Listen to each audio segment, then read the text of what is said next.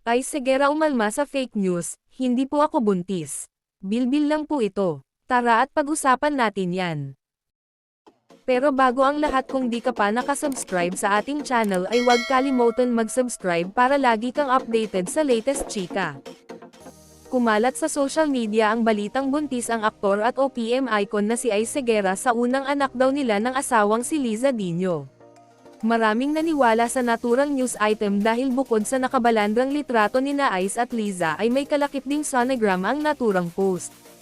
Kaya naman agad nag-post si Ice sa kanyang social media account para pabulaanan ang kumalat na fake news at ipinagdiinan na hindi siya nagdadalang tao.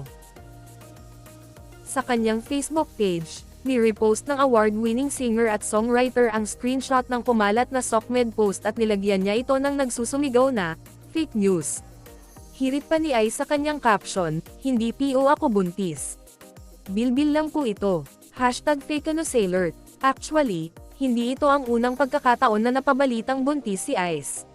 Sa isang tweet sa X noong 2019, kumalat din ang chika na buntis daw siya. OMG! Shockang! Aiza Segera is pregnant after many years, wife Liza Segera revealed.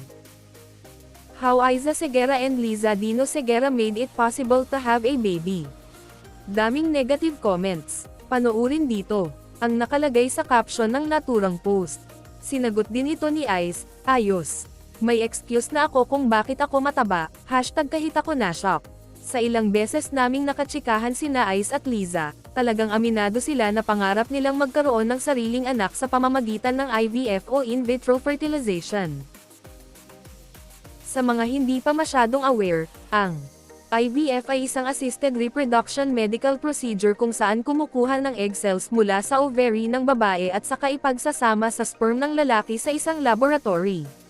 Sa oras na na-fertilize na ang pinagsamang egg cells at sperm, kailangan itong maipunla sa uterus ng babae o ng surrogate mother na siyang magdadala ng sanggol sa sinapupunan nito. Base sa kwento ng mag-asawa, si Liza raw ang magiging surrogate mother habang ang eggs na ay pupunla sa kanya ay manggagaling kay Ice. Matagal nang balak ni Ice at Liza na sumailalim sa procedure na ito pero mukhang wala pa silang sapat na panahon para gawin ito dahil na rin sa dami ng kanilang projects at commitments. At dyan na po nagtatapos guys, maraming salamat sa inyong panonood.